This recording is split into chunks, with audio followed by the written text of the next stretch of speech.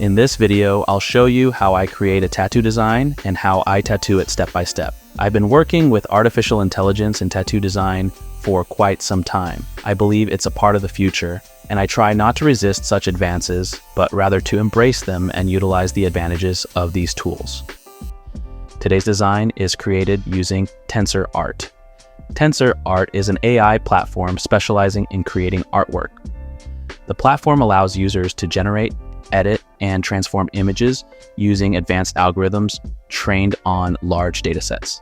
I find this very cool because it can generate beautiful, unique images with simple commands. There are many different tools on this website, but I don't want to overwhelm you, so I'll just show you my workflow as I apply it in practice to create a tattoo design and then tattoo it. Before I show you how to create our tattoo template, I'll show you how to create an image from scratch. I click on Create at the top, then on Creation. In the box at the top left, you can type in what you want exactly. In this case, we're trying to generate a red dragon. Here you can also select one or more styles. You could also adjust the format or resolution here, but it's best to try it out yourself. Click on Generate and let's see what comes out. That looks pretty good, but unfortunately the dragon is blue, but we can change that in the negative section by typing in a blue color to remove the blue color.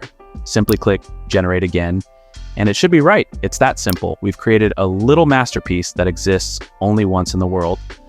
I can now simply save the dragon with all presets to my profile, and it can be edited or used by other users. For example, you could turn the small dragon into a fearsome dragon. There's also the Tattoo Design Master AI tool. The usage method is very simple. Just enter the pattern you want to appear and the corresponding tattoo design will be generated. It's also a great tool for gaining inspiration. But today, we're tattooing this design that I've already created with these settings here. If you want to join me, you have two options. Option one, you create an account and simply download this image here, which I'm also using right now. You can find it on my profile. Or option two, if you want to tattoo a unique artwork with my settings, you can simply click on Remix. This way, you automatically save my settings as presets. You can add to the design according to your wishes, or just like I would do, click Generate again, and a very similar image to mine will come out. The cool thing is, you can generate it as many times as you want, and you'll always get a different image in a similar style. This has also become a very cool image, and wow, the shadows are perfect on the face. Maybe this will be my next tattoo project. There's also the opportunity for creative image designers to make money on this platform, but maybe I'll do a separate video about that.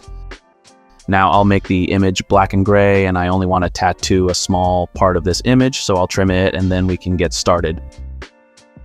Here I've already prepared the stencil. If you want to know how it works, I've made my own video explaining it, and I'll link it in the video description. First, I clean the artificial skin with surface disinfectant and then apply stencil stuff. Place the template in the center and peel it off.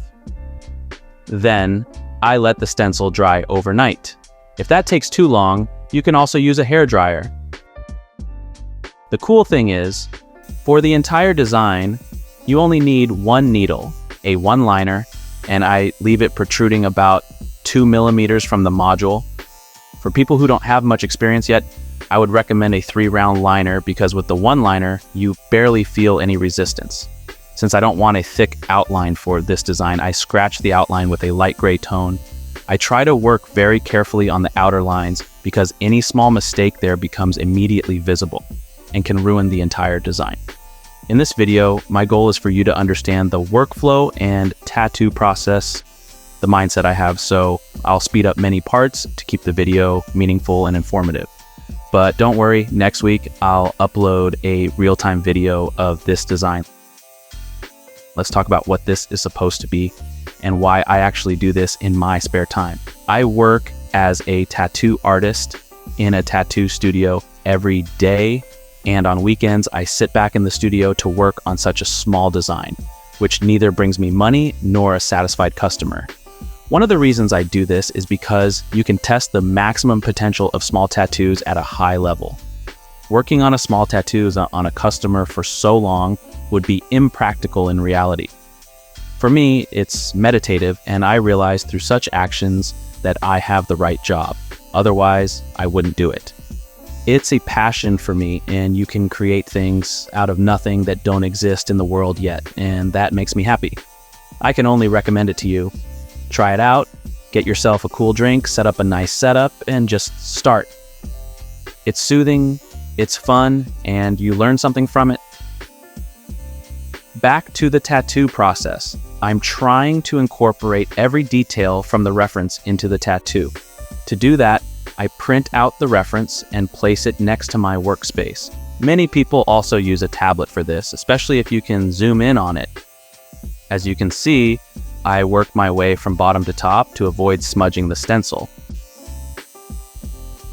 One question that probably crosses every tattoo beginner's mind is, what shade of gray do I use for what? The easiest way I can explain that is by looking at the reference on the left side of the image. There, you can perfectly see the different gray tones and the black areas. Gradient shades of gray are crucial for creating depth and dimension in a tattoo. Different shades enable the tattoo to appear lively and realistic. There is a variety of gray shades you can use in your designs, from light gray to medium gray to dark gray. Experiment with different tones to achieve the desired effect. The contrast between the different gray tones is crucial to highlight certain areas in the tattoo and push others into the background. Good contrast gives the tattoo depth and dimension. Ensure that the transitions between the different gray tones are soft and seamless. Avoid harsh lines or edges that could make the tattoo appear unnatural. As always, I work with 3 different gray tones and black. I've made a separate video showing how I mix my gray wash and what each gray tone looks like. I'll link this video in the video description as well. Some viewers might wonder if this design can also be tattooed on real skin. And the answer is yes, but there are some things to consider. This design on artificial skin is only 15 centimeters tall, which is extremely small considering the number of details on real skin. I would make the design much larger because it's much harder to integrate details. And I would use a larger needle that is gentler on the skin, such as a 3-round liner. So yes, it's possible, but as I mentioned, these points need to be taken into account. A central aspect of microrealism is the precise observation and implementation of light and shadow. The correct use of shading gives the tattoo depth and dimension, making it an impressive artwork on the skin. By placing the shades according to the light source and the shape of the motif, one can enhance the impression of volume and 3-dimensionality. Careful placement of tiny details such as hairs, textures, or wrinkles makes the tattoo come alive and appear authentic. It's important to work patiently and precisely to achieve the desired result. Additionally, it's helpful to draw inspiration from high-resolution photographs or other realistic images, like those by Tensor Art. Through careful observation and analysis of such references, one can gain valuable insights into light and shadow effects, as well as the structure and shape of the motif, which are invaluable in tattoo design. When working on this motif, I often considered whether it would be better to use a larger needle to shade large areas. However, using a larger needle can result in the loss of details, so I stuck with the thin needle and simply took my time. Typically, I work with a voltage of 8, but when using thin needles, I often choose to reduce the tension to 6 volts. Lowering the tension softens the intensity of the needle prick, resulting in less skin irritation. Let's talk about hair texture. For example, the hair on the left and right of their head is simply black in the reference. Yet I try to make the hair texture visible, because otherwise it would just be a black blob.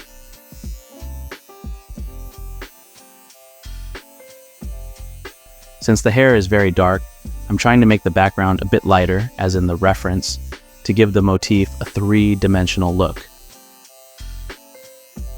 Tattooing some areas of the body can be particularly challenging and require extreme precision and care. Among these sensitive areas are the lips, nose, and eyes. These facial features are not only aesthetically pleasing, but also central to the expressiveness and overall impression of a tattoo. Therefore, it is crucial to work with utmost precision and attention when working on these areas. The lips are a prominent feature of the face and can significantly influence a person's expression. Incorrect placement or uneven line work can compromise the entire appearance of the tattoo. Hence, it's crucial to work extremely precisely in the design and execution of lips to achieve a realistic and aesthetically pleasing result. Here on the face, I'm employing the cross-shading or cross-hatching technique to blend the needle structure, which is particularly important with thin needles.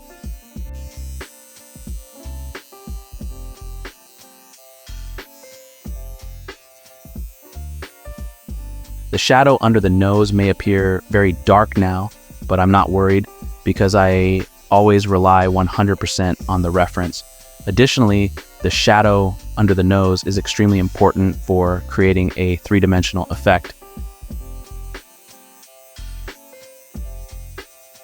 I think we have a really cool community here on this channel, but I feel like we could use more interaction among ourselves. I'd like to make you all an offer. If you tattoo this design or a similar one, I'll make a video about it and analyze your work, providing direct feedback, and maybe the community can chime in with comments too. While I'm the one making the videos here, I'd love it if you also helped each other out, especially the more advanced members sharing their knowledge. Let's help each other out, and hey, I'm always open to new tattoo tips that can help me improve.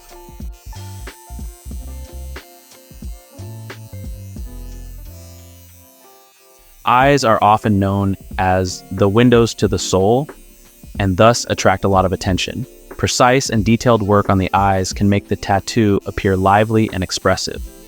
Both the shape and placement of the eyes need to be carefully considered to create a balanced and aesthetically pleasing overall image. There's a controversial debate among tattoo artists about the use of one-liner needles because they're very aggressive on the skin and can be quite challenging to work with. Of course, it's important to handle the use of one-liner needles with caution and care. Overly aggressive application can lead to excessive skin irritation, bleeding, or even scarring. Therefore, it's crucial that tattoo artists using one-liner needles have the necessary expertise and experience to use them safely and effectively. Feel free to comment on what you think about working with one-liner needles and whether you've ever tried it. If you're looking for fresh design inspiration, I highly recommend TensorArt's AI tools. They're currently brimming with creative ideas that can make your work more efficient and your designs even more comfortable. Check them out and get inspired. I'll link the page in the video description. Also, feel free to follow us there and subscribe to our YouTube channel to not miss any future videos. This is what the finished design looks like. Thank you for watching and good luck on your journey.